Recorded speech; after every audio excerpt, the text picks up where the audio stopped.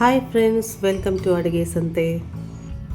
ಇವತ್ತಿನ ವಿಡಿಯೋದಲ್ಲಿ ರವೆ ಚಕ್ಲಿ ಹೇಗೆ ಮಾಡೋದು ಅಂತ ನೋಡೋಣ. ತುಂಬಾ ಈಸಿಯಾಗಿ ತುಂಬ ಇನ್ಸ್ಟಂಟಾಗಿ ಈ ಚಕ್ಲಿನ ಮಾಡ್ಕೊಳ್ಬಹುದು.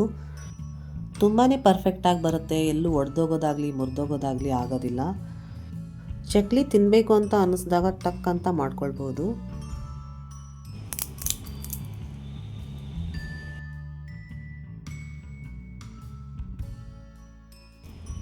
ನೀವಿಲ್ಲಿ ನೋಡ್ತಾ ಇರ್ಬೋದು ಚಕ್ಲಿ ಎಷ್ಟು ಹಗುರವಾಗಿ ಹಾಗೆ ಕ್ರಿಸ್ಪಿಯಾಗಿ ಬಂದಿದೆ ಅಂತ. ಇದು ಮಾಡೋದು ತುಂಬಾ ಈಸಿ ಹಾಗೂ ಅಷ್ಟೇ ರುಚಿಯಾಗಿರುತ್ತೆ.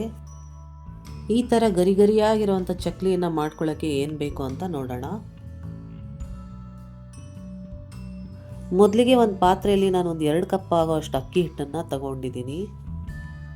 ಹಾಗೆ 1 ಸ್ಪೂನ್ ಆಗೋಷ್ಟು ಹಿಂಗನ್ನು ಸೇರಿಸ್ಕೊಳ್ತಾ ಇದ್ದೀನಿ. ಹಿಂಗೆ ಹಾಕೊಳ್ಳೋದ್ರಿಂದ ಚಕ್ಲಿ ಫ್ಲೇವರ್ ತುಂಬಾ ಚೆನ್ನಾಗಿರುತ್ತೆ. ನಂತರ 1 ಟೇಬಲ್ ಸ್ಪೂನ್ ಓಂಕಾಳನ್ನ ಸೇರಿಸ್ತಾ ಇದ್ದೀನಿ. ಓಂಕಾಳು ಇಲ್ಲ ಅಂದರೆ ನೀವು ಜೀರಿಗೆ ಕೂಡ ಹಾಕ್ಕೊಳ್ಬೋದು. ಹಾಗೆ ಒಂದು 2 ಸ್ಪೂನ್ ಆಗೋಷ್ಟು ಬಿಳಿ ಎಳ್ಳು ಮತ್ತು 1 ಟೇಬಲ್ ಸ್ಪೂನ್ ಅಷ್ಟು ಕಾಳು ಮೆಣಸಿನ ಪೌಡರ್ನ ಇದಕ್ಕೆ ಸೇರಿಸ್ಕೊಳ್ತಾ ಇದ್ದೀನಿ. ಕಾಳು ಮೆಣಸಿನ ಪೌಡ್ರ್ ಬದಲು ನೀವು ಇಲ್ಲಿ 1 ಟೇಬಲ್ ಸ್ಪೂನ್ ಆಗೋಷ್ಟು ಖಾರ ಪುಡಿ ಬೇಕಿದ್ರೂ ಹಾಕ್ಕೊಳ್ಬೋದು. ಇದರಿಂದ ಕಲರ್ ಕೂಡ ಚೇಂಜ್ ಆಗುತ್ತೆ. ನಾನಿಲ್ಲಿ ಬರೀ ಕಾಳು ಮೆಣಸಿನ ಪೌಡರ್ನ ಹಾಕ್ಕೊಳ್ತಾ ಇದ್ದೀನಿ. ಇದನ್ನೆಲ್ಲ ಚೆನ್ನಾಗಿ ಮಿಕ್ಸ್ ಮಾಡಿಕೊಂಡು ಒಂದು ಸೈಡಲ್ಲಿ ಎತ್ತಿಟ್ಕೊಳ್ಳೋಣ. ಇವಾಗ ಒಂದು ದಪ್ಪ ತಳದ ಪಾತ್ರೆಯನ್ನು ಒಲೆ ಮೇಲೆ ಇಟ್ಕೊಂಡು ಇದಕ್ಕೆ ಒಂದು 2 ಕಪ್ ಆಗೋಷ್ಟು ನೀರನ್ನು ಹಾಕ್ಕೊಂಡು ಕುದಿಯಕ್ಕೆ ಬಿಡೋಣ. ಈ ಹಂತದಲ್ಲಿ ನಾವು ಇದೇ ನೀರಿಗೇನೆ ರುಚಿಗೆ ತಕ್ಕಷ್ಟು ಉಪ್ಪನ್ನು ಸೇರಿಸ್ಕೊಳ್ಳೋಣ. ಇಲ್ಲಿ ನೀರು 1 ಕುದಿ ಬಂದ ಮೇಲೆ ಲೋ ಫ್ಲೇಮ್ ಮಾಡಿಬಿಟ್ಟು 1 ಕಪ್ ಆಗೋಷ್ಟು ಚಿರೋಟಿ ರವೆನ ಇದಕ್ಕೆ ಸೇರಿಸ್ಕೊಳ್ಳಿ. ಇದಕ್ಕೆ ಚಿರೋಟಿ ರವೆನೇ ಹಾಕೊಳ್ಳಿ, ಅಂದರೆ ಚಕ್ಲಿ ತುಂಬಾ ಚೆನ್ನಾಗಿ ಬರುತ್ತೆ. ನೀವಿಲ್ಲಿ ನೋಡ್ಬೋದು, ನಾನಿಲ್ಲಿ 2 ಕಪ್ ಅಕ್ಕಿ ಹಿಟ್ಟಿಗೆ 1 ಕಪ್ ಆಗೋಷ್ಟು ಚಿರೋಟಿ ರವೆನ ತೊಗೊಂಡಿದ್ದೀನಿ. ಇದೇ ಅಳತೆಯಲ್ಲಿ ಮಾಡಿ ತುಂಬಾ ಚೆನ್ನಾಗಿ ಬರುತ್ತೆ. ನೀವಿಲ್ಲಿ ನೋಡ್ತಾ ಇರ್ಬೋದು ರವೆ ಎಲ್ಲ ಗಟ್ಟಿ ಆಗ್ತಾ ಬಂದಿದೆ. ಸೊ ಇದನ್ನು ಒಂದು 2 ರಿಂದ 3 ನಿಮಿಷಗಳ ಕಾಲ ರವೆನ ತುಂಬ ಚೆನ್ನಾಗಿ ಬೇಯಿಸ್ಕೊಳ್ಳಿ. ನೀವಿಲ್ಲಿ ನೋಡ್ತಾ ಇರ್ಬೋದು ಇವಾಗ ಇದು ಪ್ಯಾನ್ ಎಲ್ಲ ಬಿಟ್ಕೊಂಡಿದೆ. ಸೊ ಈ ಹಂತದಲ್ಲಿ ನಾವು ಒಂದು 2 ಸ್ಪೂನ್ ಆಗೋಷ್ಟು ತುಪ್ಪನ ಇದಕ್ಕೆ ಸೇರಿಸ್ಕೊಳ್ತಾ ಇದ್ದೀನಿ. ಇದನ್ನು ಚೆನ್ನಾಗಿ ಮಿಕ್ಸ್ ಮಾಡ್ಕೊಳ್ಳಿ. ಇಲ್ಲಿ ತುಪ್ಪ ಇಲ್ಲ ಅಂದರೆ ನೀವು ಬೆಣ್ಣೆ ಕೂಡ ಹಾಕ್ಕೊಳ್ಬೋದು. ತುಪ್ಪ ಬೆಣ್ಣೆ ಎರಡೂ ಇಲ್ಲ ಅಂದರೆ ನೀವು ಇಲ್ಲಿ ಎಣ್ಣೆನೂ ಬಳಸ್ಕೋಬೋದು. ಒಂದು 2 ಸ್ಪೂನ್ ಆಗೋಷ್ಟು ಎಣ್ಣೆನ ನೀವು ಸ್ವಲ್ಪ ಬಿಸಿ ಮಾಡಿಬಿಟ್ಟು ಅಕ್ಕಿ ಹಿಟ್ಟಿಗೆ ಸೇರಿಸಿದರೆ ಚಕ್ಲಿ ತುಂಬಾ ಚೆನ್ನಾಗಿ ಬರುತ್ತೆ. ನಾನಿಲ್ಲಿ ಬೇಯಿಸ್ಕೊಂಡಿರೋವಂಥ ರವೆ ಮಿಶ್ರಣವನ್ನು ಮೊದಲೇ ರೆಡಿ ಮಾಡಿಟ್ಕೊಂಡಿರೋವಂಥ ಅಕ್ಕಿ ಹಿಟ್ಟಿಗೆ ಸೇರಿಸ್ಕೊಳ್ತಾ ಇದ್ದೀನಿ. ಹಾಗೆ ಇದನ್ನು ಚೆನ್ನಾಗಿ ಮಿಕ್ಸ್ ಮಾಡಿಕೊಳ್ಬೇಕು. ಈ ರವೆ ಮಿಶ್ರಣವು ಸ್ವಲ್ಪ ಬಿಸಿಯಾಗಿರುವಾಗಲೇ ಅಕ್ಕಿ ಹಿಟ್ಟಿಗೆ ಸೇರಿಸ್ಕೊಂಡು ಕಲಿಸ್ಕೊಳ್ಳಿ. ಆಗ ಚಕ್ಲಿ ಕ್ರಿಸ್ಪಿಯಾಗಿ ಬರುತ್ತೆ. ಇವಾಗ ಇದಕ್ಕೆ ಸ್ವಲ್ಪ ಸ್ವಲ್ಪನೇ ನೀರು ಮಿಕ್ಸ್ ಮಾಡಿಕೊಂಡು ಚಪಾತಿ ಹಿಟ್ಟಿನ ಹದಕ್ಕೆ ನೀಟಾಗಿ ಕಲಸಿಟ್ಕೋಬೇಕು. ಹಿಟ್ಟನ್ನು ಗಟ್ಟಿಯಾಗಿ ಕಲಿಸ್ಬಾರ್ದು, ಚಪಾತಿ ಹಿಟ್ಟಿನ ಹದಕ್ಕೆ ಸಾಫ್ಟಾಗಿ ಕಲಿಸ್ಕೊಂಡ್ರೆ ಸಾಕು.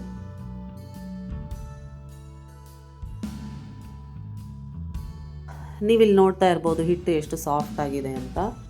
ಮೊದಲಿಗೆ ನಾವಿಲ್ಲಿ ಚಕ್ಲಿ ಮೋಲ್ಡ್ಗೆ ತುಪ್ಪ ಅಥವಾ ಎಣ್ಣೆನ ಸವರಿಟ್ಕೋಬೇಕು. ಇದರಿಂದ ಹಿಟ್ಟು ಮೋಲ್ಡ್ಗೆ ಅಂಟ್ಕೊಳ್ಳಲ್ಲ. ನಂತರದಲ್ಲಿ ಹಿಟ್ಟಿನ ಉಂಡೆಗಳನ್ನು ಒಂದು ಸಿಲಿಂಡರ್ ಶೇಪ್ನ ಆಕಾರಕ್ಕೆ ತೊಗೊಂಬಂದು ಈ ಚಕ್ಲಿ ಮೋಲ್ಡ್ಗೆ ತುಂಬಬೇಕು. ಈಗ ಇದನ್ನು ನಾವು ಕ್ಲೋಸ್ ಮಾಡಿಕೊಂಡು ಚಕ್ಲಿನ ಬಿಟ್ಕೊಳ್ಳೋಣ. ಚಕ್ಲಿಗಳನ್ನು ಯಾವುದಾದ್ರೂ ಒಂದು ಪೇಪರ್ ಮೇಲೋ ಅಥವಾ ಪ್ಲಾಸ್ಟಿಕ್ ಕವರ್ ಮೇಲೆ ಅಥವಾ ಈ ಥರ ತಟ್ಟೆ ಮೇಲೆ ಕೂಡ ನೀವು ಬಿಟ್ಕೊಳ್ಬಹುದು. ನಾನಿಲ್ಲಿ ತಟ್ಟೆ ಮೇಲೆ ಬಿಟ್ಕೊಳ್ತಾ ಇದ್ದೀನಿ, ಎತ್ತಲಿಕ್ಕೆ ಈಸಿ ಆಗುತ್ತೆ ಅಂದ್ಬಿಟ್ಟು. ಇದು ತುಂಬಾ ಚೆನ್ನಾಗಿ ಬರುತ್ತೆ, ಎಲ್ಲೂ ಮುರಿದೋಗಲ್ಲ, ಕಟ್ಟಾಗಲ್ಲ, ತುಂಬ ನೀಟಾಗಿ ಬರುತ್ತೆ. ನೀವಿಲ್ಲಿ ನೋಡ್ತಾ ಇರ್ಬೋದು ಈ ಒತ್ಕೊಂಡಿರೋಂಥ ಚಕ್ಲಿನ ನಾನು ಫ್ರೈ ಮಾಡ್ತಾ ಇದ್ದೀನಿ. ಎಣ್ಣೆ ಇಲ್ಲಿ ಹದವಾಗಿ ಕಾದಿರಬೇಕು. ಹಾಗೆ ಈ ಚಕ್ಲಿಗಳನ್ನೆಲ್ಲ ನಾನು ಒಂದು ಮೀಡಿಯಮ್ ಫ್ಲೇಮಲ್ಲಿ ಇಟ್ಕೊಂಡು ಫ್ರೈ ಮಾಡ್ತಾ ಇದ್ದೀನಿ.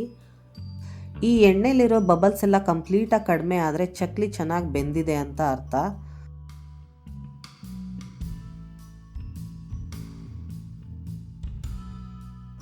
ಎರಡೂ ಬದಿಗಳಲ್ಲೂ ಚೆನ್ನಾಗಿ ಬೇಯಿಸ್ಕೊಳ್ಳಿ. ಸೊ ನಾನಿವಾಗ ಇದನ್ನೆಲ್ಲ ಎತ್ತಿಟ್ಕೊಳ್ತಾ ಇದ್ದೀನಿ. ಚೆನ್ನಾಗಿ ಬೆಂದಿದೆ.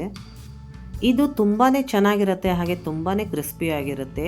ನೀವು ಇದನ್ನು 15 ರಿಂದ 20 ದಿನಗಳ ಕಾಲ ಆರಾಮಾಗಿ ಸ್ಟೋರ್ ಮಾಡಿ ಇಟ್ಕೊಳ್ಬೋದು. ಹೊರಗಡೆಯಿಂದ ತೊಗೊಂಬಂದು ತಿನ್ನೋದಕ್ಕಿಂತ ಮನೆಯಲ್ಲೇ ಮಾಡಿ ತಿಂದ್ರೇ ತುಂಬಾ ಚೆನ್ನಾಗಿರುತ್ತೆ. ಹಾಗೆ ಮಕ್ಕಳಿಗೂ ಕೂಡ ಹೆಲ್ದಿಯಾಗಿರುತ್ತೆ ಮತ್ತು ತುಂಬಾ ಇಷ್ಟಪಟ್ಟು ತಿಂತಾರೆ. ಹಾಗೆ ಚಕ್ಲಿನ ನೆನೆಸ್ಕೊಂಡ ತಕ್ಷಣ ಟಕ್ ಅಂತ ಈಸಿಯಾಗಿ ಮನೆಯಲ್ಲೇ ಮಾಡ್ಕೊಳ್ಬೋದು. ಇನ್ನು ಹಬ್ಬಗಳಲ್ಲಿ ಕೂಡ ನಾವು ಈ ಚಕ್ಲಿನ ತುಂಬ ಬೇಗನೆ ಮಾಡ್ಕೊಳ್ಬೋದು. ಸೊ ಖಂಡಿತ ಈ ರೆಸಿಪಿನ ಟ್ರೈ ಮಾಡಿ, ಹಾಗೆ ಹೇಗೆ ಬಂತು ಅಂತ ನನಗೆ ಕಮೆಂಟ್ ಮೂಲಕ ತಿಳಿಸಿ.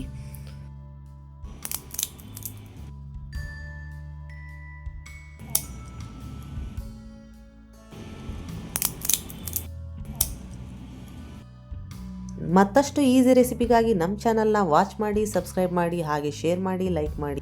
ಧನ್ಯವಾದಗಳು.